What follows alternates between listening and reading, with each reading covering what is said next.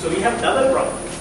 We have the general exodus, and on top of that, the fact that universities are not attractive enough to come.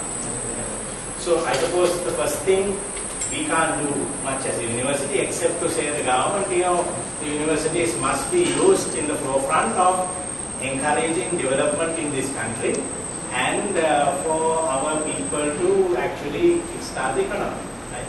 So now what is happening is a lot of the learned people are going outside and helping other economies to develop. Whereas the 1%, 2% that we are equipping to actually take leadership in different areas of the economy, we are unable to do it. Right? So it is a vicious cycle. Right? A vicious cycle not only for universities, but so I think these are things that we have to look at. The second one is, of course, research. Right? The underfunded situation for research. Now I got some sort of breakdown of expenditure of sort of Western universities. And you can see here that if you look at their breakdown of that, you can see instruction is 30%, right? And research is 16%, right? So of their expenditure, approximately 50% of what is paid to, say, staff is used for research. Okay, that's their sort of spending profile in a university.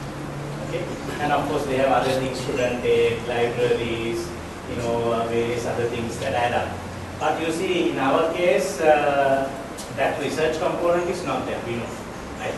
So I think one of the things we need to really press is this research component. Whether it's an allowance or whether it is based on output or whatever, in whatever form, that money must be available to universities first. How is distributed is the second question, right? So this is one of the things I feel that we should strongly campaign for. Higher amount of money to be made available for research in universities, right? Now if you look at our own university, what is your research budget like? 12 million. So, but even that is not distributed. It's in accounts. That is in all written. Yeah, I know. So we have been very ingenious in trying to. But then, what is the percentage then? So much less than this. It's about 1% also, right? So I think this is where mega scale changes have to be made. So I think when we are asking for salary yes, but research, much more yes. That's where we are really. How can you use the increased funding? Many things. These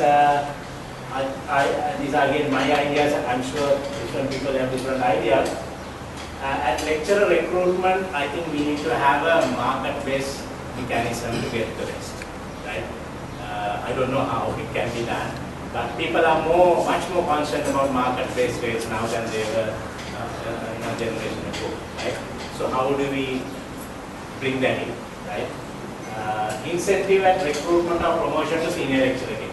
I think this is where we should. Now, when people go for executive jobs, what do they negotiate for a car, they negotiate for various things, right? And I think we need to negotiate or have a scheme whereby at senior lecturer level, when somebody finishes his postgraduate, we are able to offer them some of these perks. Not after 7 years, right? And that's useless, right? So private sector doesn't say, come here, I will give you a car after 7 years. No, that is the basis on negotiation, right? So whatever these permits we are given and loans, that is the time that woman must get that in their hands. That's the time you want to put your house and life in order so that you can concentrate on your career. So I think this may not mean more money, may mean readjusting whatever is given in a way at the right point so that, of course government will say how can you give it before. Sign a bond, he has just come back after completing a bond maybe. So why not get him into another bond, right? So I think some things are possible. Contribution to insurance schemes and, basically that's one of the areas where, the uncertainty of that. There's a lot of financial pressure on on us, right, to have monies here and there in case, right. So I think many companies take that from their employees, right, and they have. So some of this money that we are asking for need not go into our pockets, but these are the areas.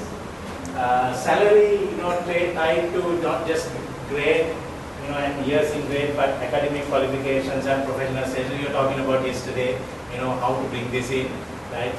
These research grants have said make up approximately 50% of spending on salaries.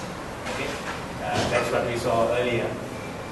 Discretionary allowance to be given to universities. Can universities be given a pot, right? I said, now I was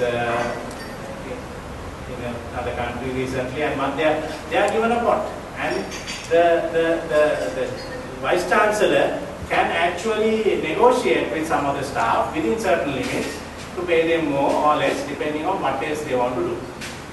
Okay, so that kind of discretionary allowance, we don't have any financial autonomy, absolutely nothing, right? Even the money we earn, we don't have autonomy, right? And so you can't develop institutions with that kind of money, right? Then improving, reducing staff ratios, particularly in arts and commerce, improvement to learning facilities. Reduce means you are from 20 to come down to 10 to 1 or something. Yeah, reduce that, yeah. Student loans and assistance, right? Now I was asking a student and they say that, the biggest problem is when there is something like that, they don't get marble, and the student was telling me for this year they have got only one installment of marble, right? So how can, that's an off and on assistance. Students can't, build their existence on those. So I don't know, maybe these are things we must also get involved in. Our students, how can they exist? I'm not sure whether we have done enough. Improvement of physical facilities, right? Not saying. So now, what should we ask for? This is exactly what I put down 2 months ago. And FUTA seems to have taken some of these and included in the document we saw yesterday.